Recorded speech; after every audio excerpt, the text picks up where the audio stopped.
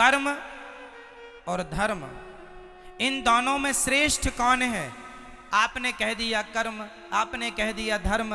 कहने से कुछ नहीं होता, हर चीज को सिद्ध करना होता है, प्रूफ करना। आइए मैं सिद्ध करके बताऊं कि कर्म और धर्म में क्या अंतर है और दोनों में श्रेष्ठ क्या है। आपके कहने से नहीं होगा, आपको सिद्ध करके बताना होगा। तो सुनिए, फिर आप भी बताइए। कर्म और धर्म में, दोनों में कौन श्रेष्ठ है? सो मैं आपको बताऊं, धर्म श्रेष्ठ है। कर्म और धर्म में क्या श्रेष्ठ है? धर्म। अब इसे मैं प्रूफ करता हूं। कैसे? सुनो। कर्म क्या है? इस धरती पर जो भी हम कर रहे हैं, यहां तक कि आंखों की पलक झपक रही है, तो वो अपना कर्म हो रहा है। मैं बोल रहा हूं, ये भी कर्म है। आप बैठे सुन रहे हैं, ये भी कर्म। आप यहां खुजला रहे हैं, ये भी एक कर्म हो रहा है। कुछ भी आप कर रहे हैं, वो क्या है? हर क्रिया कर्म होती है। कर्म और धर्म, इस धरती पर जो हम कर रहे हैं, सब कुछ क्या है? कर्म। अच्छा ये बताओ, कोई शराब पी रहा है तो वो क्या कर रहा है? जोर से मैया, सुनने में ध्यान दो। वहां क्या ध्यान है? कोई शराब पी रहा है, वो अपना क्या कर रहा है? जोर से बोलो। वो अपना कर्म कर रहा है। कोई दूध पी रहा है, वो अपना क्या कर रहा है? कर्म कर रहा है। कोई झगड़ा कर रहा है, वो अपना क्या कर रहा है? झगड़ा करना भी कर्म है, शराब पीना भी कर्म है, दूध पीना भी कर्म है, माँ की आरती उतारना भी कर्म है, और माँ को गालियां देना भी कर्म ही है। परंतु अब हमारा धर्म जो है वो क्या काम करता है? सुनिएगा। धर्म जो है वो ये बताएगा कौन सा कर्म करना है और कौन सा कर्म नहीं करना। जैसे आपके घर में जब आप रोटी बनाती हो तो आटे को पहले चलनी से चाल लेती हो। आटे को चलनी से चालना क्यों पड़ता है? ताकि उसका अच्छा आटा अलग हो जाए, उसका चोकर चापर अलग हो जाए, गंदगी अलग हो जाए। सही है? तो जो भी क्रिया, जो भी हो रहा है, सब कुछ कर्म है, सब कुछ कर्म है। चलनी जो है वो अच्छे आटे को अलग, बुरे आटे को अलग करती है। उसी प्रकार धर्म एक चलनी है। धर्म ही बताता है कि कौन सा कर्म करना है और कौन सा कर्म। कर्म दो प्रकार के होते हैं, एक अच्छा कर्म, एक बुरा कर्म। कौन सा कर्म करना है? माँ की आरती उतारो, ये कर्म तो करना है, पर माँ को गाली देने का कर्म नहीं करना। दूध पीने का कर्म तो करना है, पर शराब पीने का कर्म। कौन सा कर्म करने योग्य है? भाई आज कोई मुर्गी को मार रहा है और मुर्गी को पका के खा रहा है, तो वो भी तो अपना कर्म कर रहा है, परंतु उसे धर्म का ज्ञान ना होने से वो मुर्गी मार रहा है, कर्म तो कर रहा है, पर वह कर्म उसे पाप देने वाला है। कर्म हमें दो चीज देते हैं, अच्छा कर्म हमें पुण्य देगा और बुरा कर्म हमें पाप देगा। कर्म सबको ही कर रहा है। आप अच्छा कर्म करेंगे तो उससे पुण्य आएगा, बुरा कर्म करेंगे, मुर्गी खाएंगे, उससे पाप आएगा। कर्म तो हो रहा है। चूंकि आपको किसका ज्ञान नहीं है? धर्म का ज्ञान ना होने से आदमी कर्म तो करता है, पर वह कर्म भी कर लेता है जो उसे नहीं करना चाहिए। जो नहीं करना वह भी करता है। इसलिए मेरी प्रार्थना है, सदा वही कर्म करना चाहिए जो कर्म करने योग्य है, पर कर्म को पहले धर्म की कसौटी में कस लेना चाहिए कि ये कर्म ठीक है या नहीं है, करने योग्य है या नहीं। कर्म तो सब ही है। मैं आपको एक थप्पड़ मार दूं, ये भी एक कर्म होगा, और मैं आपको सम्मान से यहां बिठा दूं, ये भी एक कर्म होगा। कौन सा मुझे करना है, कौन सा नहीं, ये कौन बताएगा? बोलो मेरी मां। इसलिए प्रत्येक व्यक्ति को किसका ज्ञान होना चाहिए? जोर से, जोर से, धर्म का। यदि आप धर्म का ज्ञान रखते हैं तो आप जो भी कर्म करेंगे ठीक करेंगे। यदि आपको धर्म का नॉलेज नहीं है तो आप गलत कर्म कर सकते हैं, संभावना है, क्योंकि आपको ज्ञान नहीं है। जैसे एक पत्नी अपने पति को छोड़कर पराये पुरुष से संबंध रखे तो ये क्या है? वो अपना कर्म कर रही है।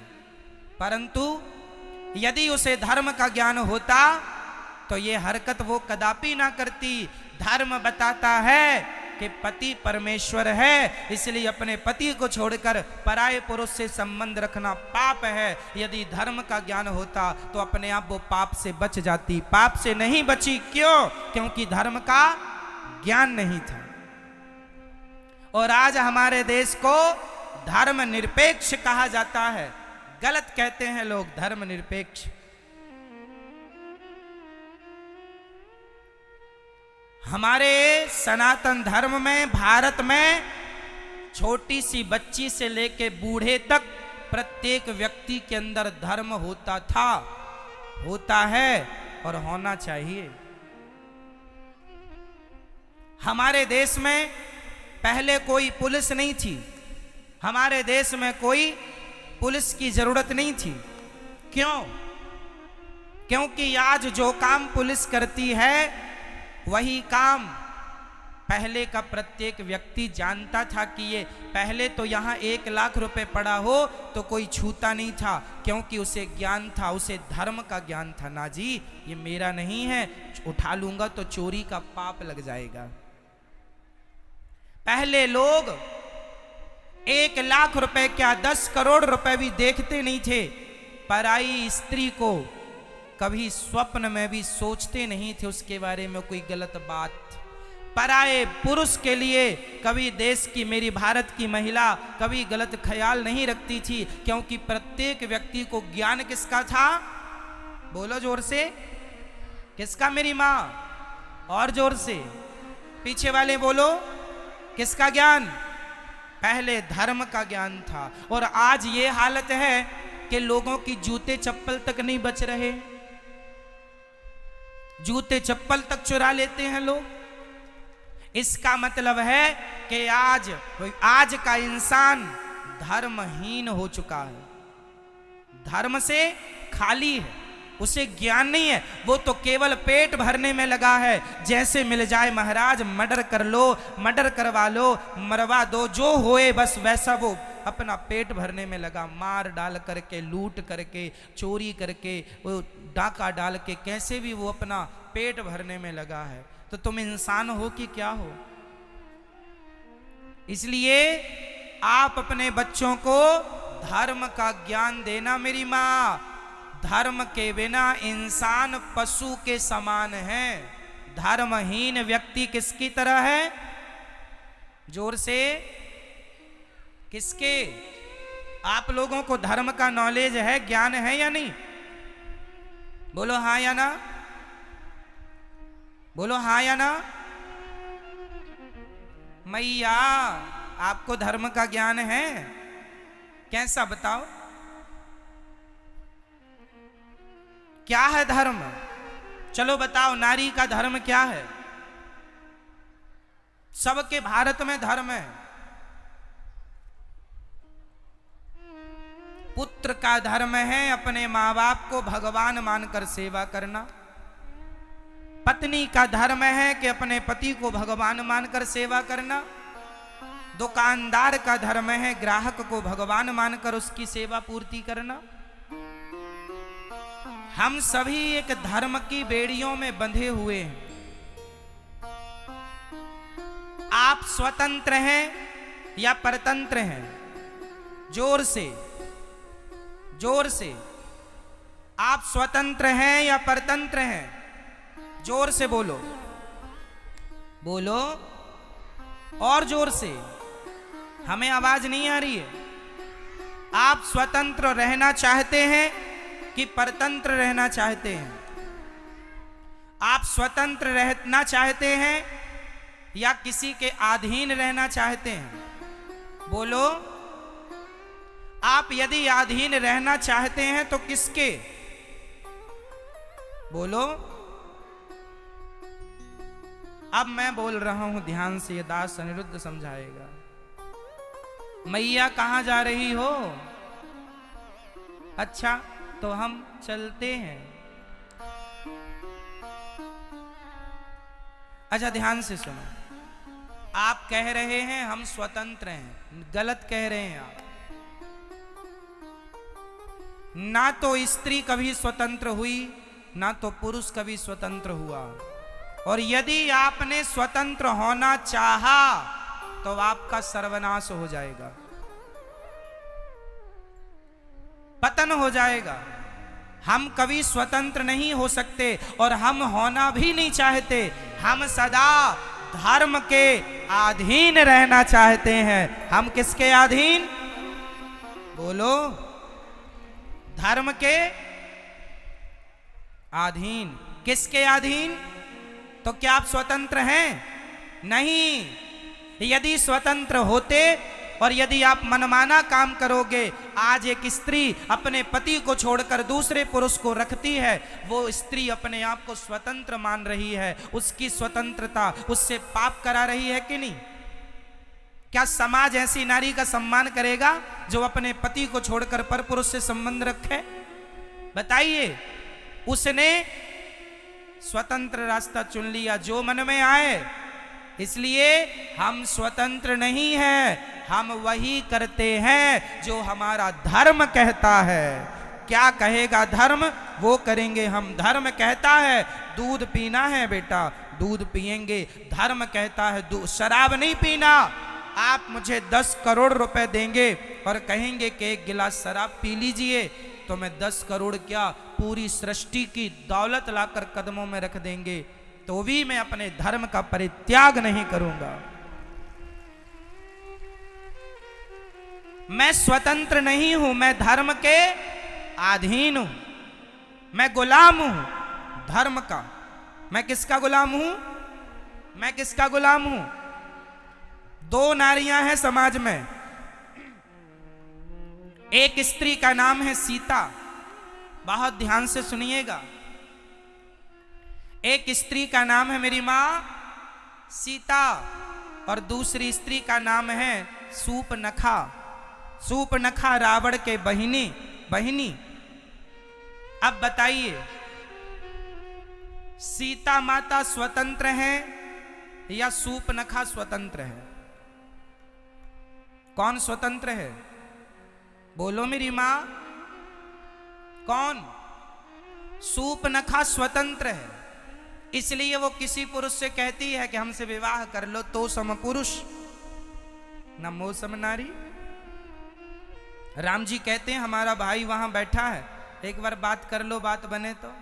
चली गई। इतनी निर्लज्ज है, देखो खुद अपनी शादी की चर्चा कर रही, खुद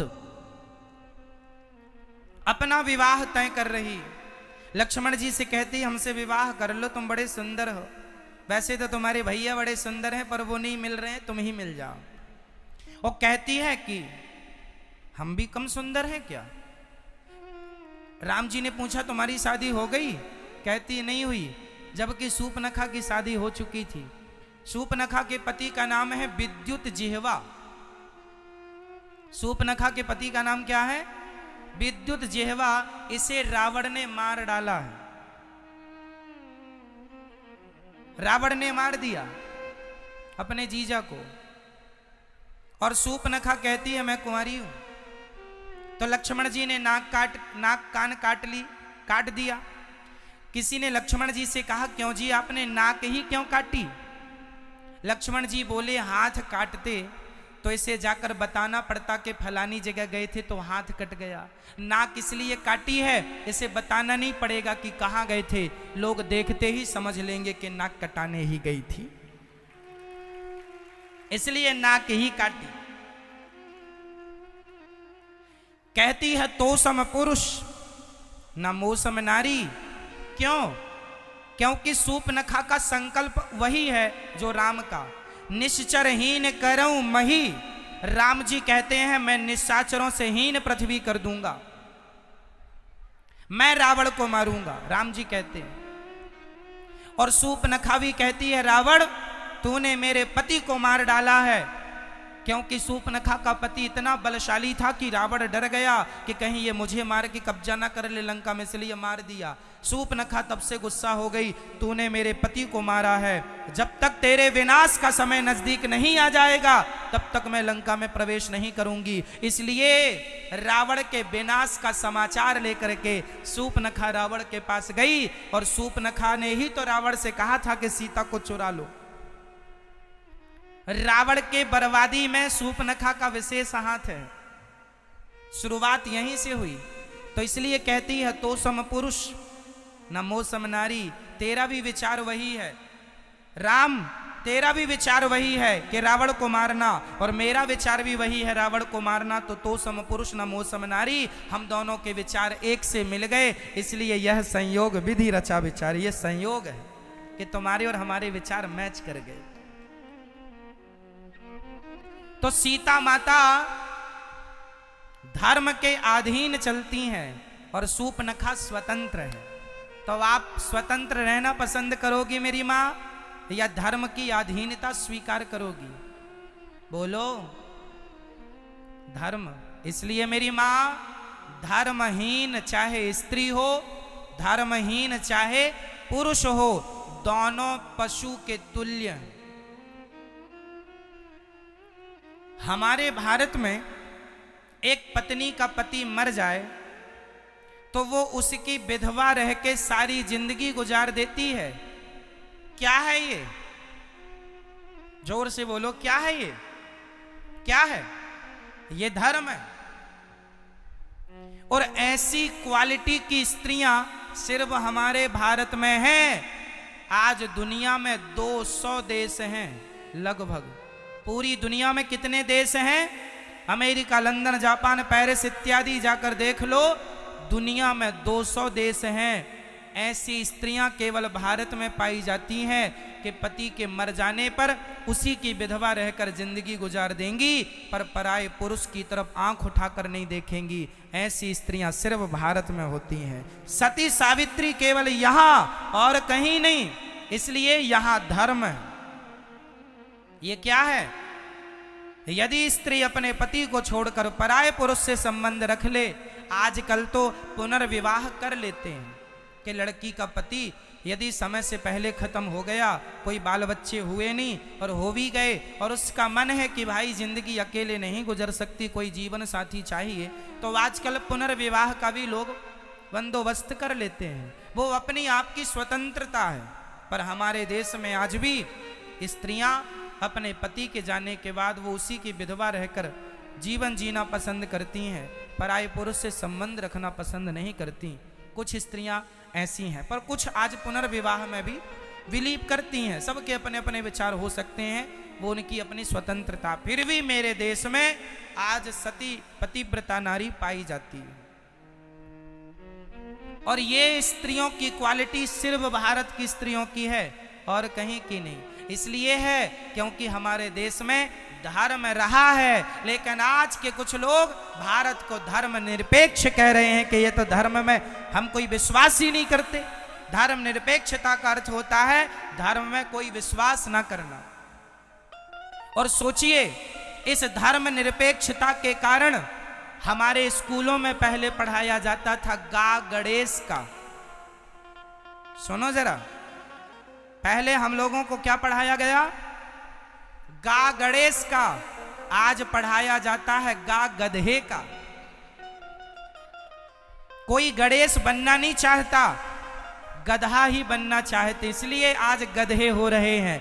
गणेश के संस्कार खत्म हो गए। गणेश वही है जो अपने माँ बाप की परिक्रमा लगा ली तो पूरे ब्रह्मांड की परिक्रमा लग गई। क्यों जी? गणेश जी ने अपने माँ बाप शंकर पार्वती जी की परिक्रमा लगाई थी कि नहीं? आज हम हिंदू लोग गणेश चतुर्थी को गली मोहल्ले में गणेश जी रख के उनसे यही तो सीखते हैं कि गणेश जी जैसे मातृभक्त थे, जैसे गणेश जी पितृभक्त थे, उसी प्रकार हमारा और आपका बेटा भी मातृ पितृभक्त बने। ये शिक्षा गणेश जी से मिलती थी। लेकिन आजकल स्कूलों से संस्कार, बच्चे संस्कारहीन होते चले गए।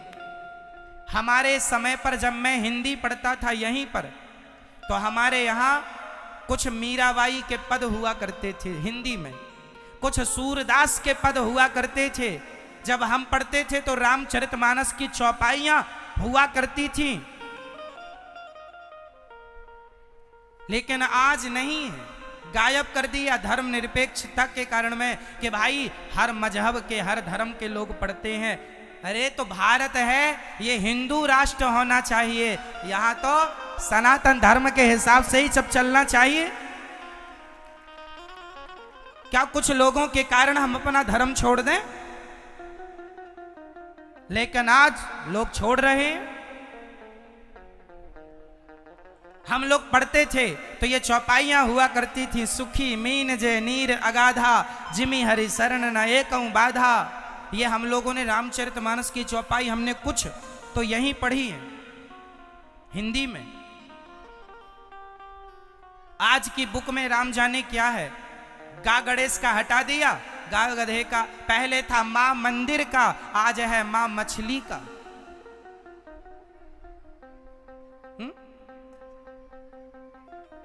तो अब बताइए, गा गधे का अच्छा है कि गा गणेश का अच्छा है? तो गा गणेश का हटा दिया, क्योंकि गणेश जैसों बच्चों की जरूरत नहीं, अब तो गधों की जरूरत है। तो गधे ही गधे हो रहे हैं सब जगह। ऐसे गधे हैं कि अपने माँ बाप की सेवा तक नहीं करते, ऐसे गधे हैं कि अपने माँ बाप का अपमान करते हैं। अब क्या करो, ये पढ़ाई गधा है। इसलिए मेरी माँ, स्कूलों के भरोसे ना बैठो,